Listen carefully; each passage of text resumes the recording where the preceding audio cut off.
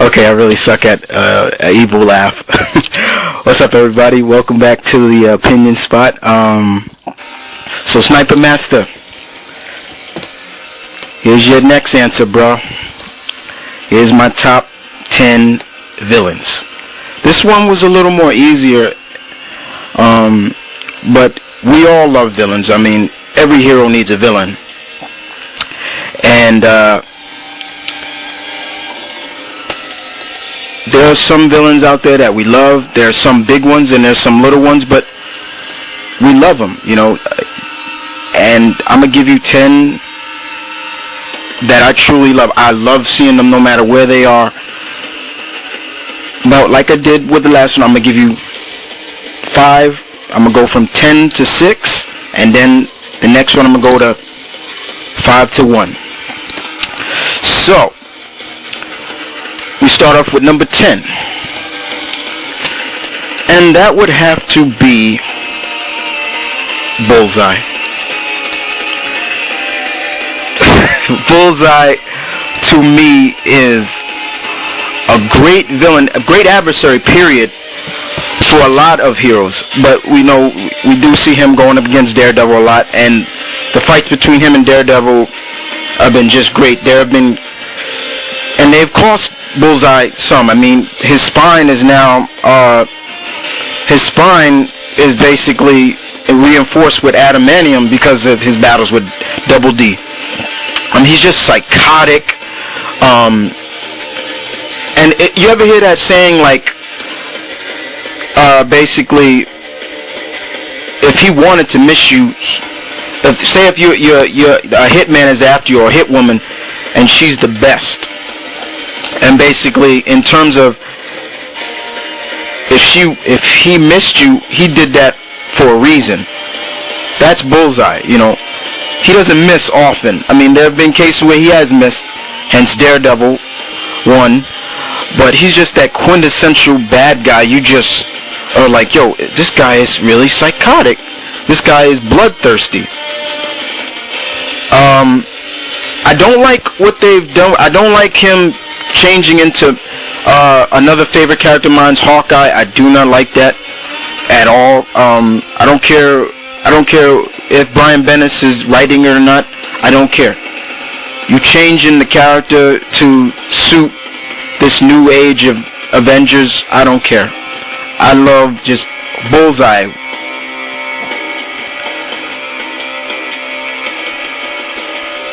So, number 9, and I guess this probably would be another favorite of everybody's, Deathstroke the Terminator, Slade, whatever you want to call him, another quintessential villain in the DC universe, hitman for hire, whatever you want to call him, badass. This guy's done damage to many heroes in the DC universe.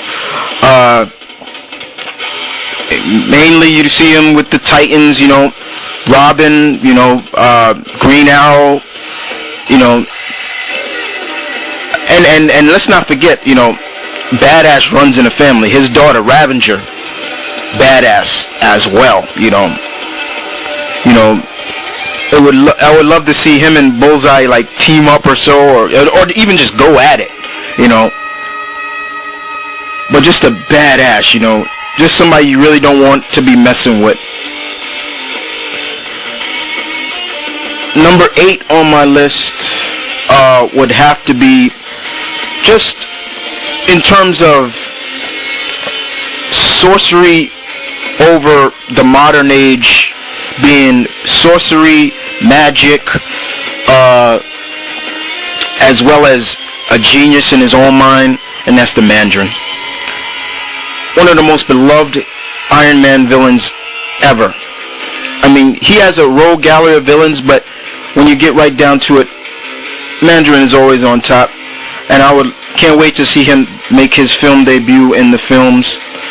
Hopefully they're leading up to the Mandarin, and that's the beauty. I love how they do it. It's like they're leading up to him. When he came out first, you know, he was the quintessential, you know, big communist bad guy. Back then, during the 60s, a lot of Iron Man's villains were big commies. But, he is just a very great villain. I mean, hardcore to the T. He's the Iron Man is technology, while this guy is sorcery, magic, those 10 rings of power, even though they're alien. But I love how they redesigned him now, having that the power rings are now embedded in his spine, giving him more of a dark feature look. You know what I'm saying? Just a great character. Number 7 on my list would have to be Venom. Eddie Brock Venom. Not Matt Gargan Venom. Or the other Venom. I'm talking about Matt Gargan. I'm talking about Eddie Brock Venom. This guy, if you all say, during the 60s, it was Green Goblin and Doc Ock as the quintessential villains that were always being a thorn in Spidey's side. Yeah, I will agree with you. But during the late 80s and 90s, Venom was the bad guy. They say the Green Goblin knew, Peter's identity. Venom knew everything about Peter. Weaknesses, strength, everything, and hence was immune to the spider sense, which always makes it just even. And the point was like he was showing Peter like, look, I can take away anybody I want from you just like that if I wanted to, because I know you so well. He made his life a living hell on certain times. But then when Eddie went to San Francisco and became the lethal protector, he basically said, look, you stay out of my way, I'll stay out of your way. Don't come looking for me, and I won't come looking for you. Don't start none, there won't be none. And he was just the quintessential villain for Peter. Though I love a lot of Peter's rogue gallery of villains, but if I had to pick one, yeah, Venom's up there. He's up there. Now that Eddie is back, without the cancer now, he's anti-Venom now, which always makes me glad to see that they haven't forgotten about Eddie. They brought him back into the fold. Even though, now Venom is rolling around looking like Spider-Man, he's Matt Gargan, if you don't know who Matt Gargan is, that's the Scorpion, for all those who don't know.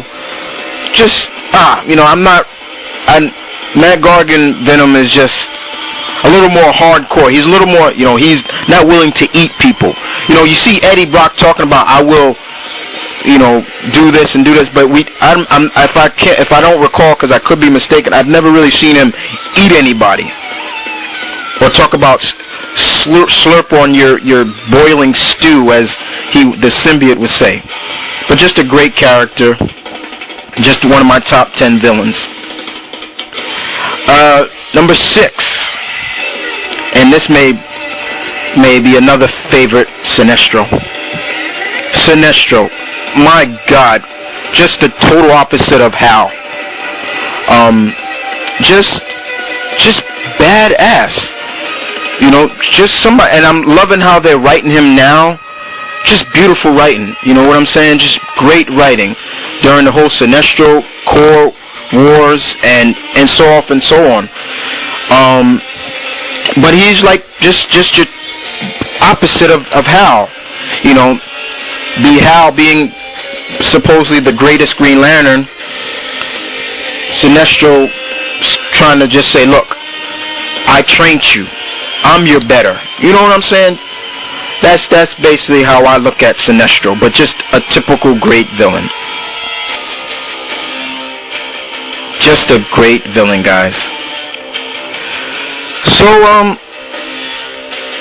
there's 10 to 6, and I'll be back with my 5, the last of it.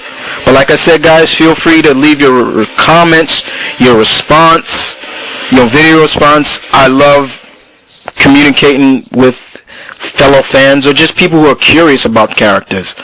So Sniper Master, there you go. The truth comes out, like you said before. And to all my friends and subscribers out there, stay tuned, and I'll be back.